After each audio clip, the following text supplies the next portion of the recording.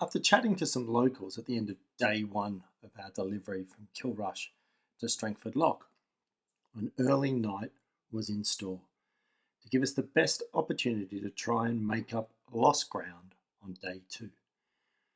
We mapped out two different routes, the first taking us to finish point A in Portmagee, while the second would see us push on to Cape Clear Island, just north of the famous Fenit Rock. An early departure was needed if we were going to make it to Cape Clear in daylight. We left the marina under the working lights of the ships in port just after 6:30 a.m. The crew was fully rugged up after a bitterly cold morning, but eventually the sun slowly broke through. As we headed south, we could enjoy some of the beautiful coastline with some dolphins following us while we motor sailed in a light westerly breeze. As we headed towards the Blaskets, we were once again greeted by a pod of dolphins.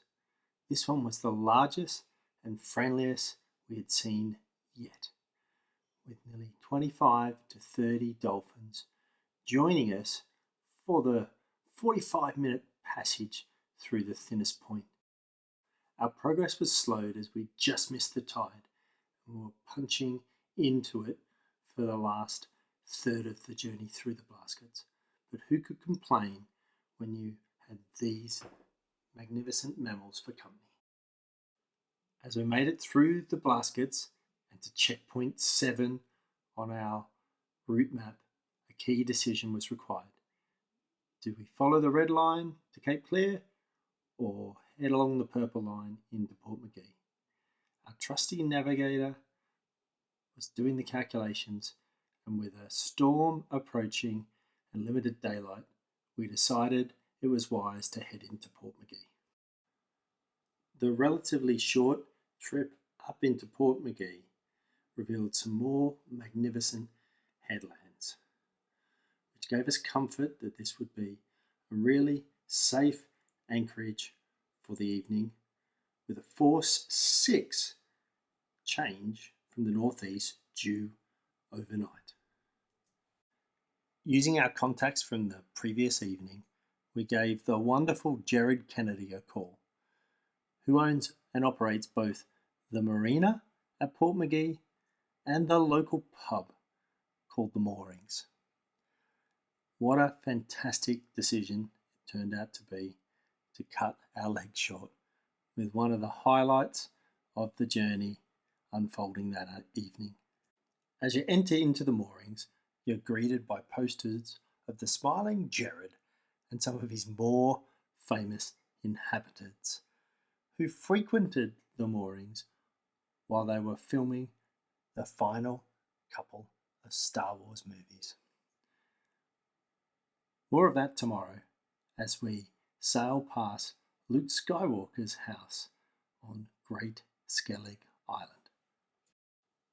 After the crew helped Robin devour what had to have been the largest ever entree portion of nachos anyone has ever seen, we moved on to some of those perfect pints as demonstrated by the Jedi Master himself, Luke Skywalker. After one too many pints, it was back to the boat for another fabulous sunset and a relatively early night where the crew spent the final hours of daylight discussing the next leg of our journey to Cape Clear Island. So I hope you enjoyed the main part of our day 2 trip from Kilrush to Strangford Lock. We're going to finish today with some extra content where we once again read out the ship's log as well as doing a review of the Portmagee Marina. 30th of March, current port Fenit Marina, destination North Harbour, Cape Clear or Portmagee, Valentia Island.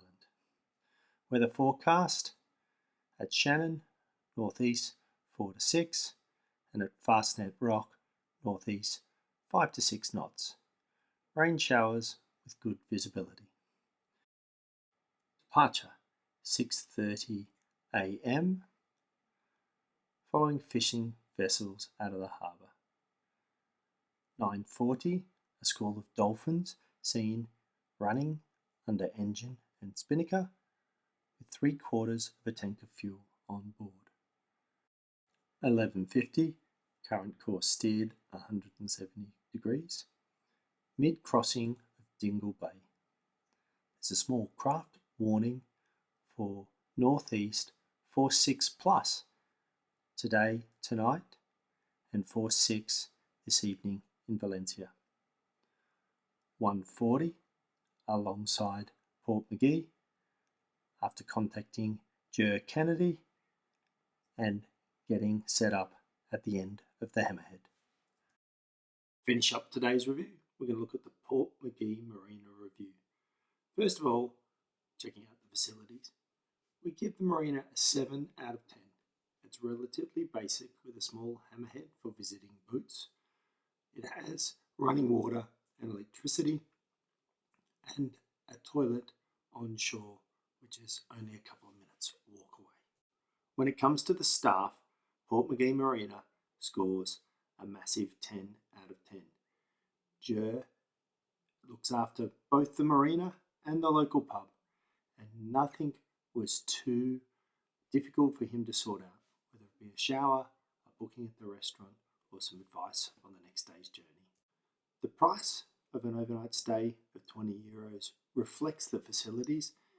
It's quite basic, but then again, it's very cheap, with one of the lowest euro prices we had per night on the whole journey.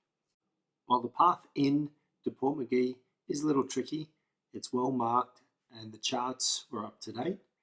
And once you do make it up to the marina, it is then quite a big turning circle that allows you to get onto the end of the hammerhead with no problems. When it comes to the other facilities in the area, the Portmagee Main Street had everything you needed in easy walking distance. The Moorings Bar is fantastic for dinner. You can get a hot shower in there if you need. There's recycling. There's a local shop. It would have got a 10 except for the fact that you'd have to travel to get diesel, but once again, Jer and the team could help you with that if needed. So that gives us an overall rating of 9 out of 10 for the Portmagee Marina.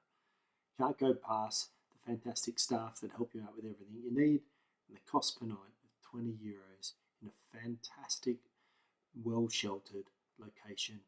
It's hard to go past this one for a stop on the west coast. So that brings us to the end of today's video. If you like what you see, why don't you hit the bottom up boats icon to subscribe and join the crew, and check out some of the great content from this trip and other videos from our channel.